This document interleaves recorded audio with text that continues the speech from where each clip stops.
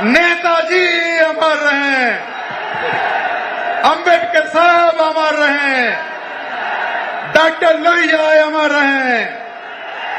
जय भीम, जय भारत, नेताजी अमर रहें। एक बार दोनों हाथ उठाकर भारत के भविष्य पीढ़ियों के सम्मान नेता का तालियां बजाकर स्वागत करिए। जोरदार तालियां होनी चाहिए।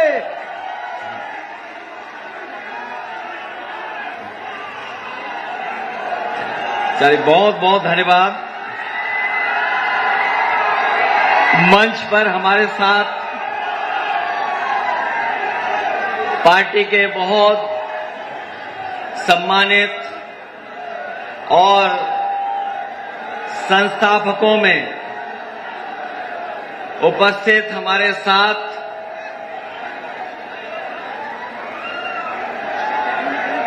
विधानसभा के स्पीकर रहे, मंत्री रहे और आज विधानसभा में नेता प्रतिपक्ष के नेता आदरणीय माधव प्रसाद पांडे जी, मंच पर उपस्थित हमारी पार्टी के और आपके सबके सबसे पुराने नेता, जिनके बुलाने पर मैं पहली बार आजमगढ़ आया था, नेताजी के साथी, नेताजी के सुख दर्द में साथ रहने वाले पार्टी के संस्थापक नेता आदरणीय बलराम यादव जी, मंच पर उपस्थित विधानसभा के सबसे ज्यादा जीतने वाले और आजमगढ़ के एक सीट से ही रिकॉर्ड बार जीतने वाले, जिनकी विधानसभा लगभग यहां तक लगती है,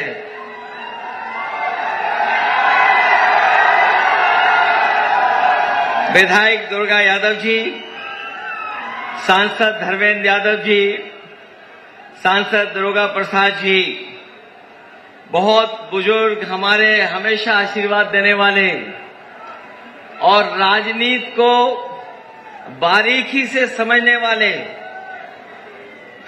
राजनीति किस रास्ते पर जा रही है उसकी समझ रखने वाले, उम्र कितनी भी हो लेकिन हमारे लिए वो अभी भी नए हैं, जवान हैं, आदरणीय आलम बदी साहब, रामाश्री विश्वकर्मा जी, डॉक्टर संग्राम यादव जी, नफीस अहमद विधायक जी, हमारे नामारासी अखिलेश यादव विधायक जी, डॉक्टर एक्शन सिंह पटेल जी, श्रीमती पूजा सरोज जी, कमलाकांत राजभर जी, बचई सरोज जी, नंद किशोर यादव जी, राम सागर दुलार राजभर जी, अभय नारायण सिंह पटेल जी, पूर्व विधायक आदिल शेख जी, राम जगन पूर्व विधायक जी से लेकर के मैं देख रहा हूं मंच पर हमारे साथ जो लोकसभा में आप लोगों ने जिता करके भेजे हैं, बगल की लोकसभा अंबेडकर नगर, लालजी वर्मा जी, राजीव राय जी, राम मोहन निषाद जी से लेकर के बहुत सारे हमारे बलिया के नेता भी दिखाई दे रहे, अंबिका चौधरी जी और पार्टी के हमारे जिलाध्यक्ष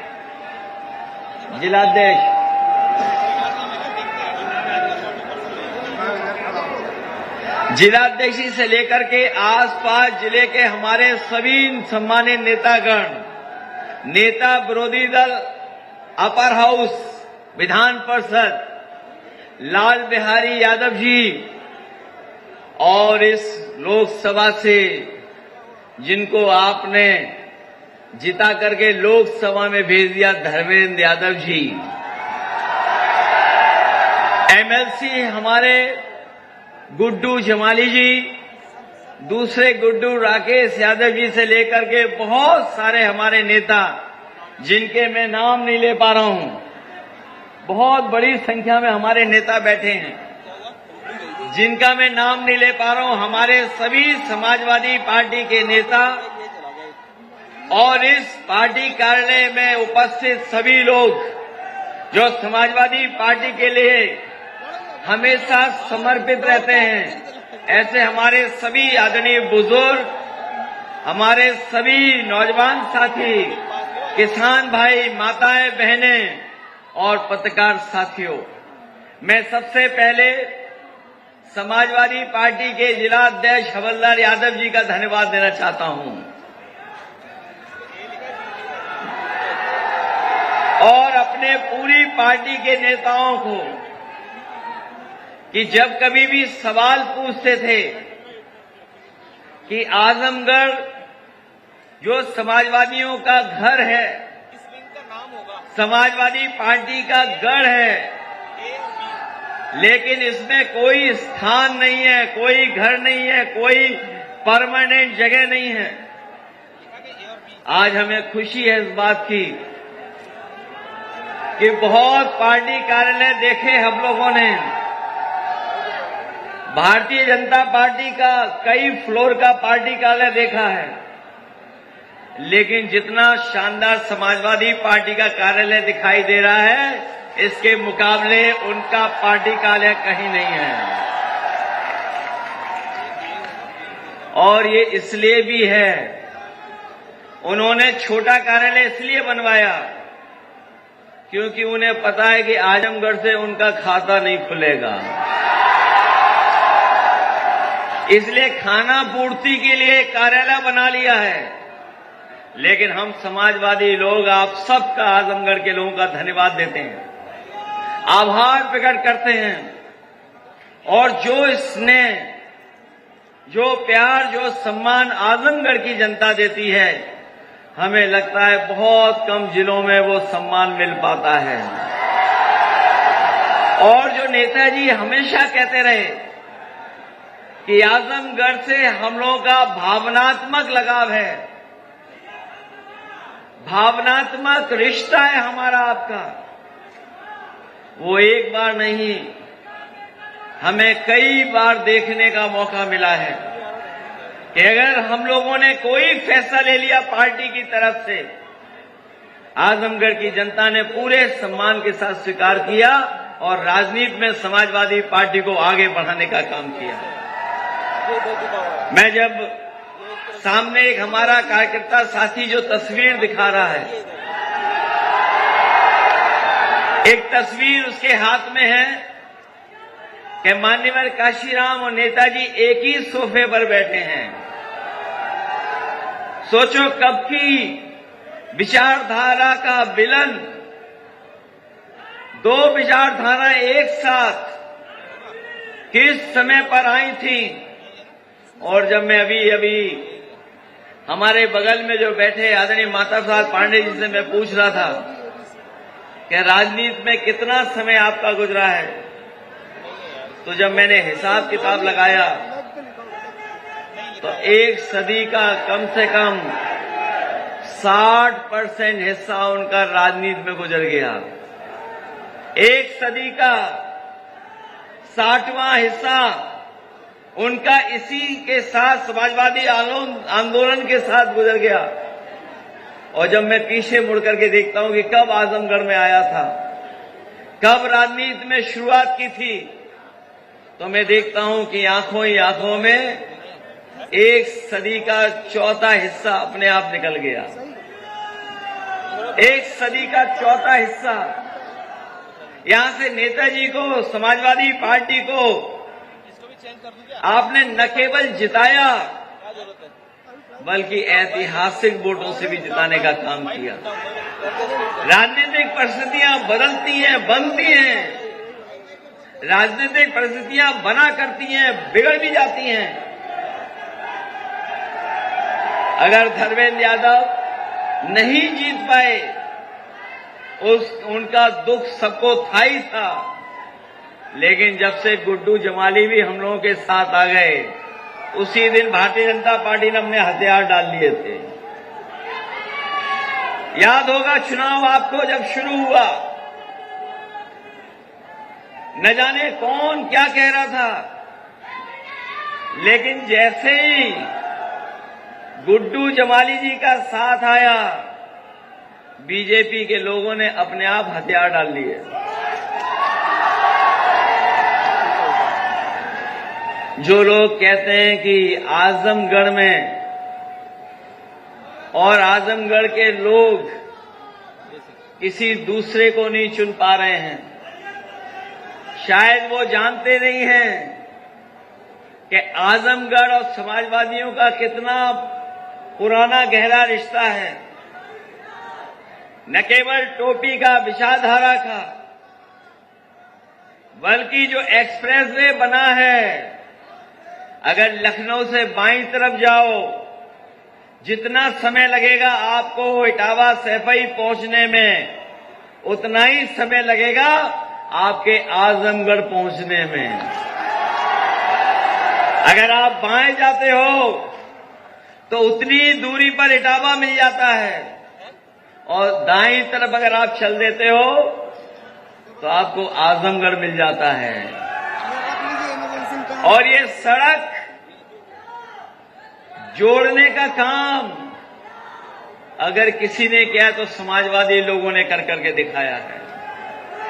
अभी आए थे लखनऊ वाले जो बीजेपी के सदस्य नहीं थे, बीजेपी के सदस्य नहीं थे, जो अभी आए थे कुछ दिन पहले, एक सड़क का उद्घाटन कर करके गए हैं। जो सड़क का उद्घाटन भी हुआ है वो शायद देश की सबसे कीमती सड़क बनी है। इतनी कीमत वाली सड़क कहीं नहीं बनी। जो सड़क बनी भी है, जैसे पूर्वांचल में अगर रफ्तार से चलो तो कूदते हुए आते हो, उसी तरह उस पर कूदते हुए जाओगे। और उन्हें एक्सप्रेस वे का नहीं पता है, वो 4 लेन की सड़क है, और हमारे आजमगढ़ की सड़क 6 लेन की है। 3 इधर है, 3 उधर है। ये सड़क अभी पूरी नहीं बनी है, इसके आसपास का विकास अभी पूरा नहीं हुआ है। इसके किनारे अभी हमारे किसानों के लिए मंडी बननी है, हमारे नौजवानों के लिए कारखाने, उद्योग और ट्रेनिंग इंस्टीट्यूट बने, जिससे कम से कम उन्हें नौकरी और रोजगार मिलना शुरू हो जाए। ये केवल अभी सड़क बनी है, इसके आगे पीछे दाएं बाएं अभी बहुत कुछ बनना है। जैसा उनका दिल है वैसे ही वो चीजें बनाते हैं। अगर सड़क के किनारे जाएं तो शौचालय बताओ कितने बड़े बने हैं। और कभी आगरा लखनऊ एक्सप्रेसवे के पास चले जाएं तो जो किनारे बने हुए हैं, इतने बड़ी बड़ी जगह बनी हुई है कि 2 बस आए, इकट्ठी जाएं, शौचालय होकर के निकल जाएं। लेकिन अगर इनके शौचालय देखें आपने कैसे हैं, अगर एक बस खड़ी हो जाए तो बताओ लंबी लाइन लगानी पड़ती कि नहीं लगानी पड़ती है। और ये बात मैं इसलिए कह रहा हूं कि इनका सबसे प्रिय काम रहा शौचालय बनवाना। और इसके बाद पूरे प्रदेश के गांव खोद दिए इन्होंने। जो टंकियां बनाई हैं वो भ्रष्टाचार का भार नहीं सह पा रही हैं। जैसे ही पानी भरता है उनके अंदर, वैसे ही टंकियां फट जाती हैं। और पिछले 3 महीने से मैं देख रहा हूं, अप्रैल में फट गई लखीमपुर की, फिर मई में एक फटी, जून में भी फट गई, जुलाई में भी चली गई टंकी, और अभी देखना अगस्त, सितंबर, आगे महीने आएंगे, उसमें भी एक एक टंकी अपने आप गिरती चली जाएगी। ये है इनका विकास। और ये कहते हैं कि हम लोगों के डी कंपनी से जुड़े हुए हैं तार। सच्चाई तो ये है कि डी से बहुत घबराते हैं, दिल्ली से बहुत घबराते हैं लखनऊ वाले। सच्चाई तो ये है कि डी से बहुत घबराते हैं, न केवल दिल्ली से घबराते हैं, बल्कि 2 डिप्टी सीएम भी हैं, डीसीएम। 2 डीसीएम हैं, उनसे भी घबराते हैं, इसलिए उन्हें डी बहुत याद आती है। इधर हमने आपने देखा और सुना कि जब जब बिहार के चुनाव आते हैं, ये कहीं न कहीं आरक्षण के खिलाफ बोलने लगते हैं, संविधान के खिलाफ बोलने लगते हैं, समाजवाद के खिलाफ बोलने लगते हैं, सेकुलरिज्म के खिलाफ बोलने लगते हैं।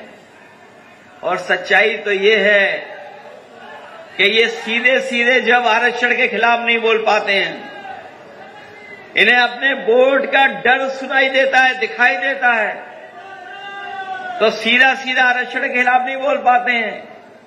इसीलिए पीछे से मुड़ करके वो पीछे से कहते हैं कि समाजवाद खत्म होना चाहिए, सेकुलरिज्म खत्म होना चाहिए। जिन लोगों ने इतिहास पढ़ा होगा वो जानते होंगे, जिस समय भारतीय जनता पार्टी की गठन होने की कार्रवाई हुई थी और उनका जब पहला अधिवेशन हुआ था, उस पहले अधिवेशन में ये तय कर रहे थे भारतीय जनता पार्टी के लोग कि किस विचारधारा से उनकी पार्टी चलेगी। एक विचारधारा तो वो विचारधारा थी जो वो चाहती थी कि अपनी पुरानी विचारधारा पे उनकी पार्टी चले, लेकिन उसमें ऐसे भी लोग थे जो जानते थे कि भारत के लोग कभी भी उस रास्ते को अपना रास्ता नहीं बनाएंगे। इसीलिए उस अधिवेशन में इन्होंने जो फैसला लिया था वो लिया था कि भारतीय जनता पार्टी का जो रास्ता होगा वो समाजवादी रास्ता होगा, वो सेकुलर रास्ता होगा। लेकिन आज वो भूल गए, क्योंकि उनके पहले अधिवेशन का जो प्रस्ताव था वो प्रस्ताव यही था कि वो समाजवादी रास्ता और सेकुलर रास्ता अपनाने का काम करेंगे। लेकिन आज जिस विचारधारा से उनकी पार्टी बनी है, उन्हीं के लोग इंजन और डब्बों को डरा रहे हैं, क्योंकि इनके इंजन और डब्बे उसी पटरी पे चल रहे हैं, उसी विचारधारा की पटरी पे चल रहे हैं जो विचारधारा समय समय पर इंजन और डिब्बे को हिलाती रहती है। याद रखना, ये इंजन इस बार नहीं टकरा रहे, डब्बे नहीं टकरा रहे हैं। इस बार पटरी के मालिक लोग पटरी हिलाना चाहते हैं, इसीलिए अभी तक वो अपना अध्यक्ष नहीं चुन पाए हैं। बताओ कहीं अध्यक्ष चुन पाए हैं वो लोग? इसीलिए ध्यान हटाने के लिए कि देश में बहस छिड़ जाए, क्योंकि इधर जाति जनगणना को लेकर के लोग जागरूक हो गए और इतने जागरूक हो गए कि वो जानते हैं कि जाति जनगणना हो जाएगी तो हमें अधिकार मिलना शुरू हो जाएगा।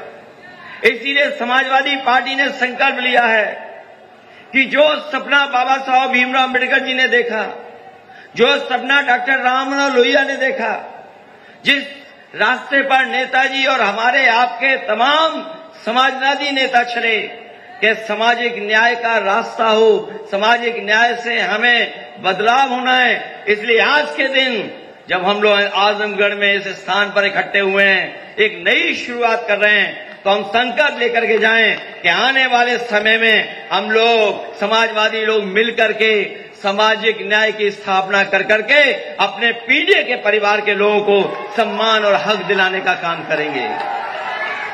ये पीढ़ी सामाजिक न्याय के राज की स्थापना का संकल्प ही हमारे पीढ़ी परिवार से को सम्मान दिलाने का काम करेगा।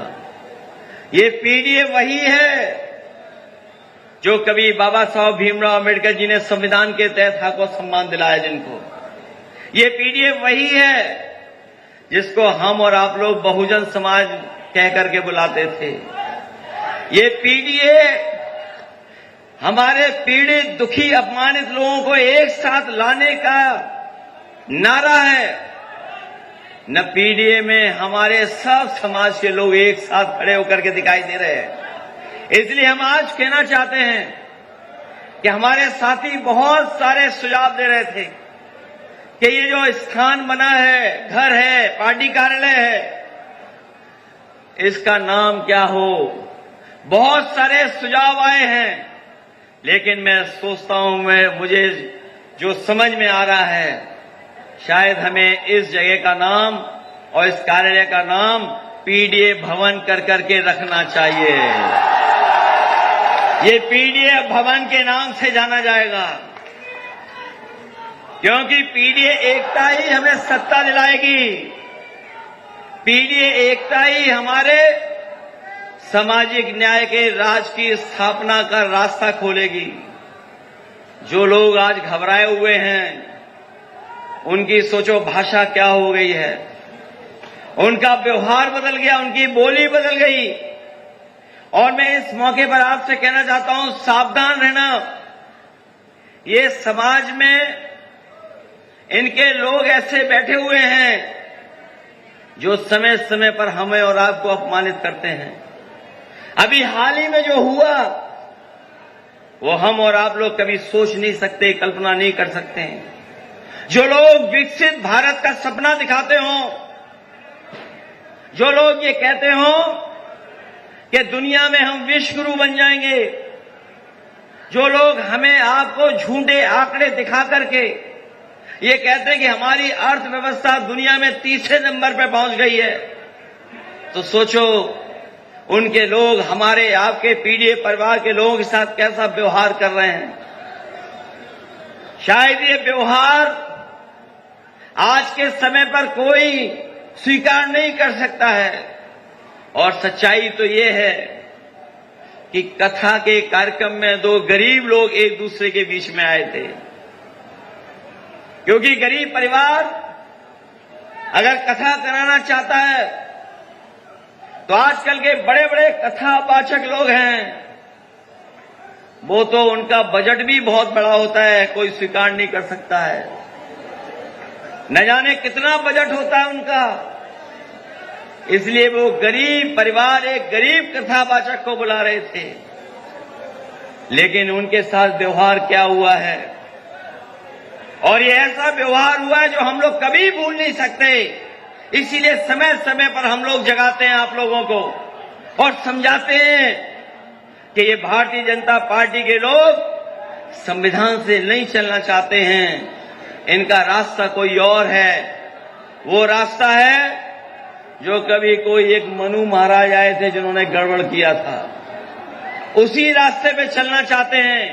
लेकिन पीडीए के लोग, सामाजिक न्याय की स्थापना करने वाले लोग, कभी इनका स्वीकार नहीं कर सकते हैं, वो रास्ता कभी स्वीकार नहीं करेंगे। इसलिए हम आपसे कहना चाहते हैं कि ये जिला और आसपास के जितने जिले हैं, समाजवादी आंदोलन से जुड़े हुए लोग हैं, वहां के लोग समाजवादी आंदोलन के साथ खड़े दिखाई देते हैं।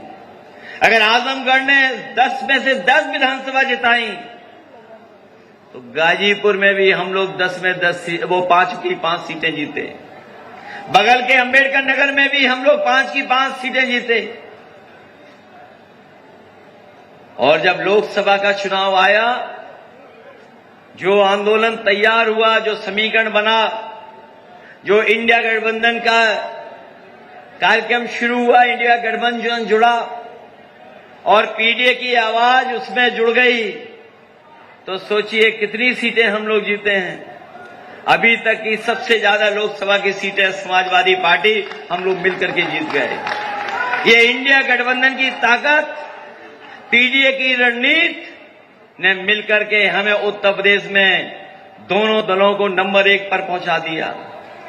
नंबर 1 पर पहुंचे गए हम लोग। और इतिहास ये भी बताता है कि जो लोकसभा जीतता है वही विधानसभा जीतता है। जो लोकसभा में रिकॉर्ड बनाता है वो विधानसभा में भी रिकॉर्ड बनाता है। अभी तो हम लोग सबसे ज्यादा लोकसभा जीते हैं। ये नौजवान तो हमारे पढ़े लिखे लोग हैं, और जब से टेक्नोलॉजी इनके हाथ में आई है, लोग सोशल मीडिया से लेकर के और टेक्नोलॉजी का इस्तेमाल करते हैं। जो नए लोग हैं वो चला लेते हैं, एआई से भी जानकारी हासिल कर लेते हैं। जो लोग एआई के तमाम प्लेटफॉर्मों को समझते हैं, जानते हैं, अगर वो टाइप करके केवल ये देख लें कि समाजवादी पार्टी पीडीए के आंदोलन में अगर केवल 10-10 हजार वोट बढ़ा लेगी एक विधानसभा में, तो बताओ कितनी सीटें जीतेगी समाजवादी पार्टी। जो लोग एआई चला लेते हैं, जो प्लेटफॉर्म से जानकारी हासिल कर लेते हैं, जो सोशल मीडिया इंटरनेट से चलता है, जिसमें बीजेपी के लोग बहुत हावी रहते हैं, लेकिन उसके बावजूद भी वो टेक्नोलॉजी झूठ नहीं बोल रही है, क्योंकि हमारे जागरूक लोग भी समझते हैं अगर टाइप कर करके पूछ लें तो वो अपने आप आंसर आ जाएगा कि कितनी सीटें हम लोग जीतने जा रहे हैं। मैं इतना कह सकता हूं कि इस सामाजिक न्याय के राज की स्थापना की लड़ाई में उत्तर प्रदेश का रिकॉर्ड बनाने जा रही है समाजवादी पार्टी, रिकॉर्ड बनाने जा रही है। और इसलिए रिकॉर्ड बनाने जा रही है, इनके सब इंजनों को टकराने की आदत हो गई है, और जो मुख्यमंत्री हैं वो ओसीएम हैं, आउटगोइंग सीएम हैं। जो मुख्यमंत्री हैं वो ओसीएम हैं, और उनके संग 2 डीसीएम भी हैं। और जैसे जैसे वक्त गुजर रहा है, बताओ इनका क्या क्या हो रहा है। विधायक जनता को पीट रहे हैं, और जनता के कुछ लोग मिलकर के उनके एमएलसी को कमरे में बंद करके कूट रहे हैं। विधायक जमीन के चक्कर में पड़े हुए हैं, एफआईआर खेल रहे हैं। और यही नहीं है, इनकी चोरी तो सीसीटीवी से भी पकड़ी जा रही है। बताओ चंडीगढ़ में वोटों की लूट कर रहे थे कि नहीं कर रहे थे? ये हमारे आजमगढ़ के लोग जागरूक लोग हैं, कुछ और समझ गए भाई। बताओ चंडीगढ़ में लूट हो रही थी वोट की, पकड़ी गई कि नहीं पकड़ी गई? बताओ सीसीटीवी नहीं होता तो नहीं पकड़े जाते? बताओ सीसीटीवी की वजह से बीजेपी वाले पकड़े जा रहे हैं कि नहीं पकड़े जा रहे हैं? वोटों की वजह से जो वोट पड़ रहे थे वो गड़बड़ कर रहे थे, पकड़े गए। इसलिए आप लोग सावधान रहिए, अपनी वोटर लिस्ट ठीक कर लो। ये वोटर लिस्ट ठीक करिए अपनी। अभी हमने सुना है कि बिहार में 1 लाख वॉलंटियर तैयार किए उन्होंने, वोट बढ़वाने के लिए, वोट घटवाने के लिए 1 लाख वॉलंटियर। और जो नियम और कानून बनाए चुनाव आयोग ने, वो नियम ये बनाए कि इनके सभी जन्म पत्र और कागज चेक होंगे। सोचिए आप, चुनाव सामने है, 25 दिन में लगभग 8 करोड़ लोगों का चेक होगा। वोटर लिस्ट एक तरीके से नई बनेगी। ये तैयारी कर रहे हैं बेईमानी की, लेकिन हम जानते हैं बिहार की जनता भी इन भारतीय जनता पार्टी को हटाना चाहती है, और इस चुनाव में उनको बाहर करने का काम करेगी। क्योंकि वो देख रहे हैं, जान रहे हैं कि और प्रदेशों में भी जो चुनाव हुए हैं, जिनके साथ लड़ी बीजेपी, उनके साथ चुनाव के बाद नहीं खड़ी दिखाई दी बीजेपी। आपने देखा होगा महाराष्ट्र में चुनाव हुआ, जिस मुख्यमंत्री को उन्होंने बनाया, चुनाव के बाद वो मुख्यमंत्री नहीं रहे। इसी तरह मध्य प्रदेश में देखा होगा, जिनके नाम पर चुनाव लड़े, जिन्होंने लड़ाया, लेकिन जब रिजल्ट आ गया तो वो मुख्यमंत्री नहीं बने। इसीलिए याद रखें, बीजेपी के लोग इतने होशियार हैं कि बिहार में रखेंगे तो नाम आगे, उन्हें भी आगे रखेंगे, लेकिन जब रिजल्ट आ जाएगा तो फिर मुख्यमंत्री किसी और को बना देंगे। लेकिन हम लोगों ने भी फैसला लिया है कि आदरणीय लालू प्रसाद यादव जी की पार्टी का पूरा समर्थन हम लोग करने जा रहे हैं। पूरा समर्थन करेंगे हम लोग, क्योंकि अगर हम आजमगढ़ में खड़े हैं तो जितना दूर लखनऊ है उतना ही दूर पटना है। बताओ, दूरी कम कर दी समाजवादियों ने कि नहीं की कम? नहीं, छपरा तो बगल में, लेकिन पटना पास है। इसलिए साथियों, विकास का रास्ता खोला हम लोगों ने, ये सड़कें बना करके, मेडिकल कॉलेज बना करके। मुझे याद है आप लोग मंत्री थे, सरकार थी, नेताजी ने यहां पर मेडिकल कॉलेज दिया था, पीजीआई के बराबर दिया था। और इसलिए दिया था कि आजमगढ़ के लोगों का इलाज यहीं पर हो जाए, फ्री हो, सस्ता हो जाए। आजमगढ़ की जनता को बाहर न जाना पड़े, बनारस न जाना पड़े, प्राइवेट अस्पतालों में न जाना पड़े। क्योंकि गरीब परिवार के सदस्य अगर बीमार हो जाता है तो उसी समय उस पर आर्थिक संकट आ जाता है। इलाज महंगा है, दवाई महंगी है, जिसके कारण हमारे गरीबों के कई बार खेत बिक जाते हैं, जमीन बिक जाती है, मकान बिक जाता है, उधारी में जीवन कटता है। इसलिए हम आजमगढ़ के लोगों को भरोसा दिला के जा रहे हैं। जिस काम को नेताजी ने किया, मेडिकल कॉलेज पीजीआई के बराबर भी बनाया, हम लोगों को कितना भी बजट देना पड़ेगा तो उस मेडिकल कॉलेज को देश के और उत्तर प्रदेश के सबसे अच्छे मेडिकल कॉलेजों में गिना जाएगा। न केवल इस संस्था को बड़ा बनाएंगे, बल्कि भारतीय जनता पार्टी पीछे से हमारे आपके आरक्षण को छीन रही है, नौकरी को छीन रही है। एक नई व्यवस्था लेकर के आए हैं, आउटसोर्स वाली व्यवस्था। ये आउटसोर्स में आरक्षण नहीं है। इसलिए तमाम लोग जानते होंगे, हमारे साथी जानते होंगे, जिस समय घोषणा पत्र हम लोगों का बना था, उस घोषणा पत्र में हम लोगों ने लिखा था कि आउटसोर्स व्यवस्था खत्म करेंगे। हम आपको भरोसा दिला के जा रहे हैं कि समाजवादी सरकार आने वाले समय में बनने जा रही है। उस समय पर ये आउटसोर्स व्यवस्था को हमेशा हमेशा के लिए खत्म करने का काम करेंगे। क्योंकि आउटसोर्स व्यवस्था हमें पक्की नौकरी नहीं देता, हमारे भविष्य को नहीं बनाता है। इसमें कई बार लोग एक्सप्लॉइट करते हैं हमारे काम करने वाले लोगों को। इसलिए आउटसोर्स की व्यवस्था को खत्म करके हम लोग पूरी सरकारी नौकरी का फेज बाय इंतजाम करेंगे, जिससे कि हमारे गरीब लोगों को, पीड़ित परिवारों को आरक्षण ही मिले और पक्की नौकरी मिलने का भी काम हो। न केवल आउटसोर्स, बल्कि हमारे साथ बैठे हैं राजीव राय जी, जो सांसद, जो पूरे हमारी पार्टी की तरफ से जो फॉरेन डेलीगेशन गया था,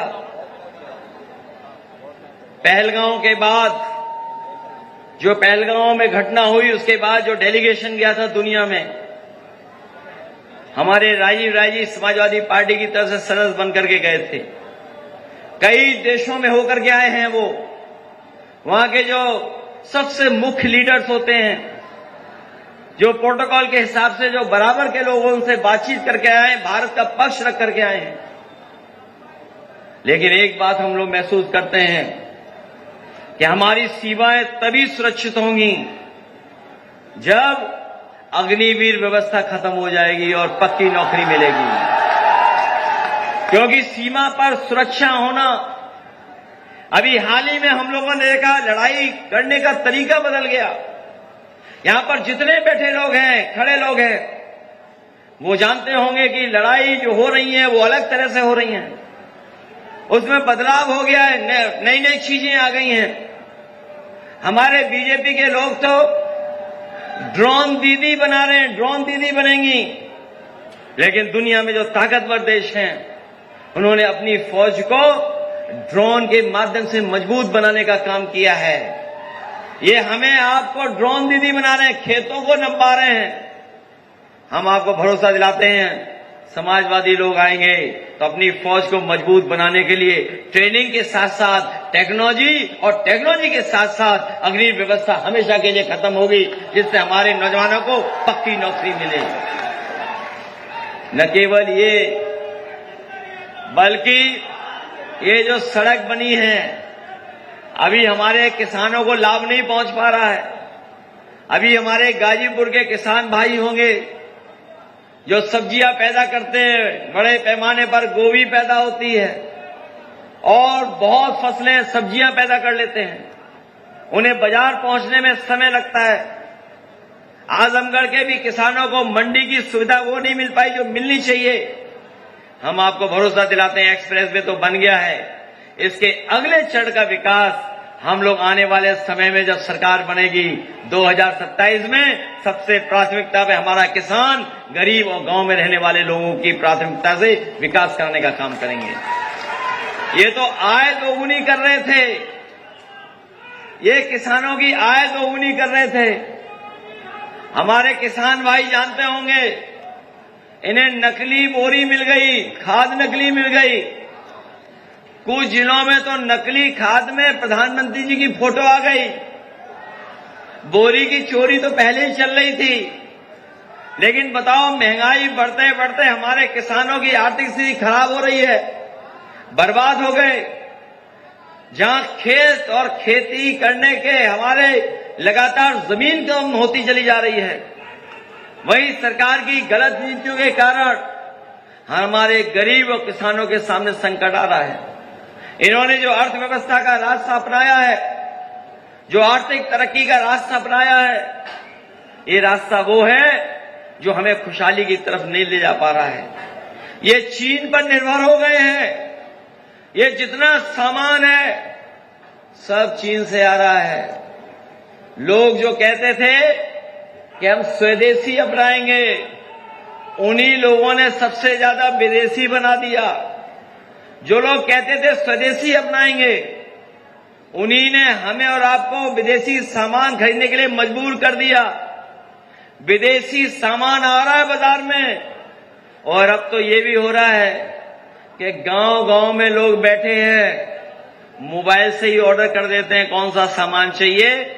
कभी कभी 24 घंटे में, 48 घंटे में, 72 घंटे में उन्हें सामान मिल जाता है। बताओ ये चीजें हो रही हैं कि नहीं हो रही हैं? और उसका परिणाम ये है, न किसानों की आय दोगुनी हुई, हमारी अर्थव्यवस्था के आंकड़े तो दिख रहे होंगे, लेकिन हमारे ऊपर, आपके ऊपर कर्ज दोगुना हो गया है देश का। अगर प्रति व्यक्ति के ऊपर हम देखें तो बताओ कर्ज दुगना हो गया, आय बढ़ी नहीं, नौकरी मिली नहीं, रोजगार मिला नहीं, लेकिन कर्ज बढ़ा दिया इस सरकार ने।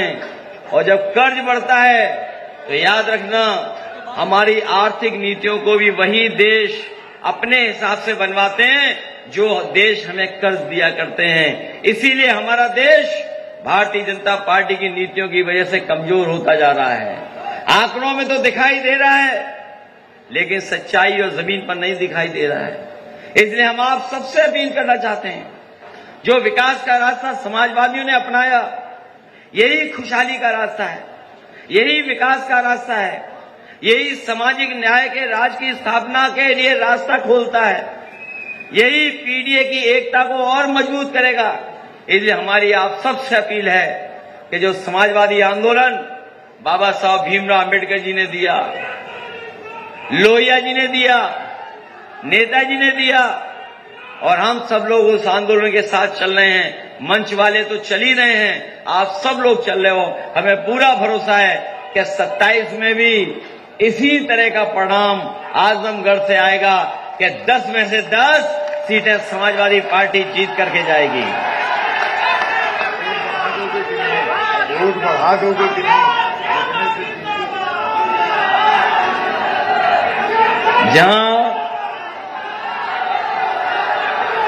इसलिए जहां जिम्मेदारी हम सबकी है मंच वालों की, वहीं जिम्मेदारी आपकी भी बनती है, क्योंकि अभी तो विकास थोड़ा बहुत हुआ है, उतना विकास नहीं हुआ जितना होना चाहिए था। इन्होंने केवल 10 साल बर्बाद नहीं किए हैं, इन्होंने हमारे प्रदेश को पीछे कर दिया है, ज्यादा पीछे कर दिया है। आंकड़ों से भी बता रहे हैं, आंकड़े छिपा के बता रहे हैं। कानून व्यवस्था में तो आप सोच लीजिए, महिलाओं पे सबसे ज्यादा उत्पीड़न अगर कहीं हो रहा तो उत्तर प्रदेश में हो रहा है। सबसे ज्यादा असुरक्षित अगर मुसलमान भाई, माइनॉरिटी कहीं है, आदिवासी भाई कहीं है, तो वो उत्तर प्रदेश में है। सबसे ज्यादा बेरोजगारों की संख्या अगर कहीं है तो वो उत्तर प्रदेश में है। हमारे अध्यक्ष जी और पार्टी के लोग जानते होंगे कि कई साथी मजबूरी में यहां से नौकरी करने भारत छोड़ के दूसरों की फौज में शामिल हो गए थे जाकर के। कई नौजवान वहां पर भर्ती हो गए जाकर के, आजमगढ़ के भी भर्ती हो गए जाके। हमारी सरकार जो उत्तर प्रदेश में है वो इस बात को गर्व महसूस कर रही है कि हम विदेश में नौकरी दिलवा रहे हैं, विदेश में नौकरी दिलवा रहे हैं, लेकिन जो सुरक्षा और जो इस तरह का इंतजाम करना चाहिए हमारे तमाम नौजवानों का, वो सरकार यहां पर नहीं कर पा रही है। केवल झूठे आंकड़े दिखा करके हमें और आपको गुमराह करने का काम कर रहे हैं। और जहां तक जातिवादी व्यवस्था है, हम लोगों ने कई बार कहा कि जो लोग हम लोगों पे आरोप लगाते थे, कम से कम वो अपने आंकड़े देख लें, जिलों के आंकड़े देख लें, पूरे प्रदेश के आंकड़े मिला लें। और सच्चाई तो ये है कि इतना भ्रष्टाचार कभी नहीं हुआ जितना इनकी सरकार में हो रहा है। चाहे वो तहसील हो और चाहे पुलिस विभाग हो, पुलिस विभाग में तो कोई कंट्रोल ही नहीं है, किसी का कंट्रोल नहीं है। ये जो डायल 100 था, कई मंचों से हम लोगों ने कहा कि जब से डायल 100 का नंबर बदला है, बढ़ गया है, तब से हमारे इन लोगों का भी हिसाब किताब बढ़ गया है। और सुनने में आ रहा है, हमें देवरिया के लोग दिखाई दे रहे हैं, गाजीपुर के लोग दिखाई दे रहे हैं, कुछ थानों का तो इंतजाम ही ना जाने कैसा है, कुछ थानों का तो इंतजाम ही जाने कैसा है। और जो शराब पीने वाले हैं, दुकानों का जो बनने का सिलसिला है, बताओ बॉर्डर पे दुकानें कितनी बन गई हैं, स्कूल कम हो गए, दुकानें ज्यादा खुल गई हैं। सोचिए, स्कूल बंद कर रहे हैं, स्कूल, प्राइमरी स्कूल, और ये प्राइमरी स्कूल उनको चिन्हित किए इन्होंने। ये जो प्राइमरी स्कूल 5000 हैं, अभी 5000, फिर 5000 बंद करेंगे। ये धीरे धीरे गरीबों से शिक्षा छीनना चाहते हैं, धीरे धीरे हमारी बेटियों को पढ़ाई से दूर रखना चाहते हैं। बताओ, अगर स्कूल 4 किलोमीटर 5 किलोमीटर दूर है तो कितने हमारे गरीब परिवार के लोग अपनी बेटियों को स्कूल भेज पाएंगे? और तब जब बीजेपी की सरकार में सबसे ज्यादा सुरक्षित महिलाएं और बेटियां हैं, और ये हम नहीं बोल रहे हैं, इनके सरकार के आंकड़े बता रहे हैं कि सबसे ज्यादा घटनाएं अगर किसी के ऊपर हो रही हैं तो हमारी बेटियों के ऊपर हो रही, माता बहनों के ऊपर हो रही हैं। तो सोचिए, स्कूल बंद हो जाएंगे तो गरीब परिवार के बच्चे कहां पढ़ने जाएंगे? और ये 5000 जो चिन्हित किए इन्होंने, ये वो स्कूल चिन्हित किए हैं जिन बूथों पर जब चुनाव होता है, इन स्कूलों में जो बूथ बनते हैं, उन बूथों पे भारतीय जनता पार्टी हारी है। ये 5000 वो गांव, स्कूल चिन्हित किए हैं जिन बूथों पर भारतीय जनता पार्टी हारी है। केवल 5000 स्कूल नहीं हटा रहे हैं, बल्कि बूथ 1500 से 1200 कर रहे हैं। जो 300 वोट हटेंगे तो सोचो, ये अपनी मनमर्जी से लगा देंगे, किसी को इस बूथ पर, किसी को उस बूथ पर। ये सोची समझी रणनीति है और साजिश है। और इसलिए साजिश है क्योंकि अभी अभी पीडीए के वोट से भारतीय जनता पार्टी हारी है, अभी अभी हारी है। और जो पीडीए के लोग उधर जुड़े भी हैं, वो पीडीए से घबरा करके रास्ता खोज रहे हैं कि कैसे बीजेपी को छोड़ के जाएं। कई दल हैं जो चुनाव से पहले तैयारी करेंगे कि ये बीजेपी को छोड़ो, पीडीए के संग लगो। हम उस पे भी सावधान हैं, हम उन्हीं को लेंगे जिनकी जरूरत होगी, जिनकी जरूरत नहीं होगी उन्हें हम लोग नहीं लेंगे। क्योंकि हमारा इंडिया गठबंधन मजबूत दिखाई दे रहा है, पीडीए की रणनीति हम लोगों की कामयाब दिखाई दे रही है। इसलिए एक बार फिर हम आपको बधाई देते हैं कि जहां पर आजमगढ़ में कई बार लोग कई तरह के सवाल करते थे, अब आजमगढ़ में हम लोगों का पीडीए भवन बनकर के तैयार हो जाएगा। अभी तो हम लोगों ने टेम्परेरी बनाया था, जल्दी में बनाया था, लेकिन आज 5 ईंटें रख दी हैं और 5 ईंट रखने के बाद हम लोगों का हॉल का भी काम हो जाएगा। हमें लगता है कि हॉल बड़ा ही बनाना पड़ेगा, क्योंकि ये जिला बड़ा है, 2 लोकसभा और 10 एमपी हैं। न केवल आपने धर्मेंद्र यादव जी को जिताया था, बल्कि दरोगा सरोज जी को भी आपने जिता दिया, लालजी वर्मा जी को जिता दिया, बगल में राजीव राय जी को जिता दिया। जौनपुर में आपने बाबू सिंह कुशवाहा जी को जिता दिया।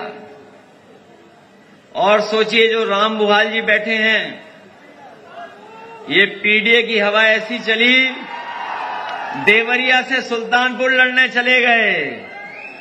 सुल्तानपुर के लोगों ने कुछ नहीं देखा, बस अपनी पार्टी का नेता देखा, साइकिल चुनाव चिन्ह देखा और पीडीए के आंदोलन में शामिल हो गए। वो ऐतिहासिक चुनाव था 24 का, और जो दिखाई दे रहा है मुझे, जो घबराहट दिखाई दे रही है मुझे बीजेपी की तरफ, जो बीजेपी की तरफ घबराहट दिखाई दे रही है, ये लग रहा है कि इस बार 27 में रिकॉर्ड बनने जा रहा है, रिकॉर्ड। ये पूर्वांचल का इलाका तो रिकॉर्ड बनाएगा ही बनाएगा। इस बार देख लेना, गाजियाबाद से लेकर के गाजीपुर तक और सहारनपुर से लेकर के सोनभद्र तक केवल पीडीए, इंडिया गठबंधन और समाजवादी पार्टी ही दिखाई देगी। इसलिए विकास का रास्ता चुनिए, खुशहाली का रास्ता चुनिए। और हम आपको भरोसा दिलाते हैं, बहुत से काम तो हमने बताए नहीं हैं। ये सरकार तो महंगाई बढ़ाने वाली है, कोई बिजली नहीं बनाई इन्होंने, और हमारे मुख्यमंत्री जी बिजली के कारखाने का नाम नहीं ले पाते हैं। और जिनको बनाया, ये साजिश कर रहे हैं बिजली को बेचने की, बिजली बेचने जा रहे हैं। अभी बताओ कितनी महंगी बिजली खरीदनी पड़ रही है आपको, बहुत महंगी खरीदनी पड़ रही बिजली आपको। और इस महंगी बिजली की वजह से कारखाने, उद्योग भी नहीं चल पा रहे हैं, संस्थाएं नहीं चल पा रही हैं, और घर मकान में कोई बचा नहीं जिसको नोटिस ना आ जाता हो, झूठे मुकदमे न लग गए हों। वहीं याद कीजिए, समाजवादियों ने कहा था कि सरकार बनेगी तो 300 यूनिट हम लोग फ्री देने का काम करेंगे। न केवल 300 यूनिट फ्री का वादा किया था, बल्कि अपनी गरीब माताओं बहनों के लिए भी हम लोगों ने कहा था कि कभी समाजवादी पेंशन शुरू की थी, इन माताओं बहनों को भी हम लोग 3000 रुपया महीना देकर के इनका सम्मान करने का काम करेंगे। अभी तो लैपटॉप हमारे खराब भी नहीं हुए होंगे, सोचो आप। और जमाना बदल गया है, और इनके दिए हुए जो टेबलेट हैं वो उतने अच्छे नहीं है जितने अच्छे देने चाहिए थे। टैबलेट अच्छे नहीं दिए इन्होंने। हम अपने पढ़ने वाले बच्चों को कह के जा रहे हैं कि जहां नई तरह की चीजें आ गई हैं, नई तरह की टेक्नोलॉजी के माध्यम से पढ़ाई भी हो रही है। कभी किसी ने सोचा नहीं था कि ऑनलाइन पढ़ाई इतनी शुरू हो जाएगी। कभी किसी ने सोचा नहीं था कि YouTube पे ही सब गाने सुन लिए जाएंगे। आजकल तो YouTube चला करके गाना सुन रहे हैं। कुछ लोग रील्स बना के कमा रहे हैं। कोई ऐसा नहीं बचा जो चलाना न जानता हो नई पीढ़ी का, और उसको समझता ना हो। इसलिए अगर हम लोगों को उस समय पर जब सरकार बनेगी और घोषणा पत्र बनेगा, तो टेक्नोलॉजी के हिसाब से और बच्चों के भविष्य को बनाने के लिए अगर हम लोगों को बहुत अच्छी कोई सोच के साथ, ट्रेनिंग इंस्टीट्यूशन के साथ साथ अगर दुनिया में जो सबसे अच्छे पैड आते हैं आईपैड, उसके बराबर अगर हमें नौजवानों को देना पड़ा तो ऑनलाइन पढ़ाई के लिए, सोशल मीडिया को देखने के लिए और अपने भविष्य को बनाने के लिए हमें अगर आईपैड के बराबर दुनिया की सबसे अच्छी चीजों के बराबर अगर हमें देना पड़ा तो उत्तर प्रदेश के नौजवानों को सरकार बनने पर हम लोग दे करके उनके भविष्य को बनाने का काम करेंगे। और जहां तक पढ़ाई है, उस पढ़ाई को भी कम से कम ऐसा बनाया जाए, ऐसी ट्रेनिंग की व्यवस्था की जाए कि नौजवान अगर अपनी नौकरी और रोजगार की तलाश में कुछ पढ़ करके, डिग्री हासिल कर करके कुछ करना चाहेगा तो वो भी करने का काम हम लोग समाजवादी लोग करेंगे। क्योंकि इधर देखने को मिला है कि डिग्री कॉलेजों में एडमिशन कम हो गए हैं, 12वां पास वाले स्कूलों में भी जो आर्ट साइड की पढ़ाई कम हो गई है। इधर सरकार ने नौकरी नहीं दी शिक्षकों को और पढ़ाई भी छीन ली बच्चों की। ये दो तरफा हमला कर रहे हैं, उससे हम लोगों को सावधान रहना पड़ेगा। मैं एक बार फिर आप सबका धन्यवाद देता हूं। मैं तमाम इस आजमगढ़ के जो महापुरुष रहे हैं, जिन्होंने समय समय पर हमें दिशा देने का काम किया है, चाहे हमारे अल्लामा शिबली नोमानी जी हों, राहुल संक्रांत हों, कैफी आजमी साहब हों, कभी हमारे हरिऔध हों, महर्षि दुर्वासा की, चाहे हमें एक नई व्यवस्था के तहत एक हम लोगों को रास्ता समय समय दिखाने का काम किया हो, ऐसे तमाम महापुरुष यहां से निकले हैं जो पूरे देश और दुनिया में आजमगढ़ का नाम बढ़ाने का काम किया है। और कई बार तो नाम के बाद ही पता लग जाता है कि आजमगढ़ के हैं। अगर कहीं आजमी लिखा हो तो वहीं पता लग जाता है कि ये तो आजमगढ़ के लोग हैं।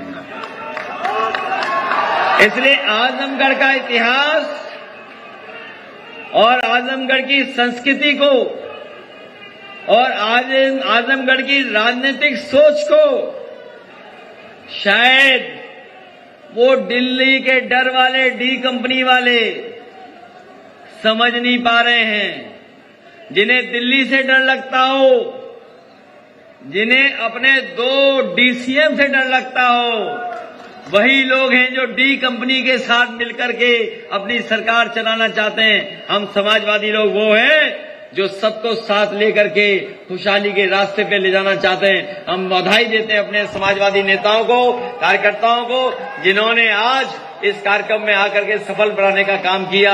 अभी तो शुरुआत हुई है, आने वाले समय में ये पीडीए भवन के नाम से जाना जाएगा। मेरी एक ही अपील है आप लोगों से कि जिस तरीके से बिहार में ये बीजेपी के लोग इलेक्शन कमीशन से मिलकर के एक रणनीति बना रहे हैं कि वोट कैसे काटे जाए, वोटों को कैसे शिफ्ट किया जाए, हमें पूरा भरोसा है अपने आजमगढ़ के कार्यकर्ताओं पर, नेताओं पर कि अपनी वोटर लिस्ट पर पैनी नजर रखना।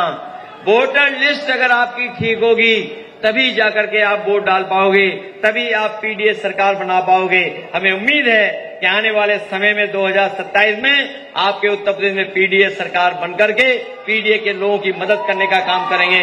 और हम आपको भरोसा दिलाते हैं कि जिस तरीके से संविधान ने हमारे पीडीए के लोगों की रक्षा करने का काम किया है, हम पीडीए के लोग आने वाले समय में संविधान की उस जिम्मेदारी के साथ रक्षा करने का काम करेंगे जो बाबा साहब भीमराव अम्बेडकर जी ने हमें संविधान देने का काम किया। आउटसोर्स खत्म होगी समाजवादी सरकार बनने पर। और अभी हम लोग दोनों सदनों में, खासकर मेडिकल के डिपार्टमेंट में, हम लोग कहेंगे कि आउटसोर्स वाला इंतजाम खत्म हो, क्योंकि आउटसोर्स से वो लगाव और जो इलाज मिलना चाहिए वो नहीं संभव है। इसलिए हम आपकी पूरी मदद करेंगे। इनका कागज लेना।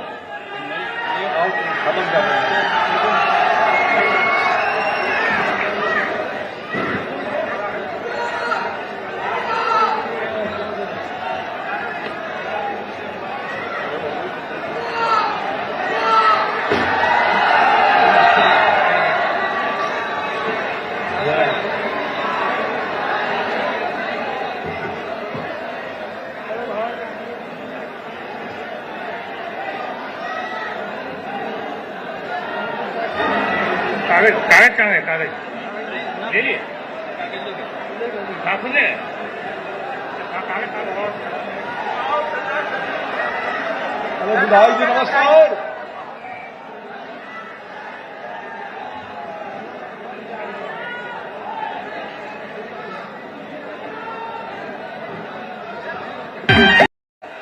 आदरणीय मातब साहब का गुजरा है, तो जब मैंने हिसाब किताब लगाया, लोकसभा अंबेडकर नगर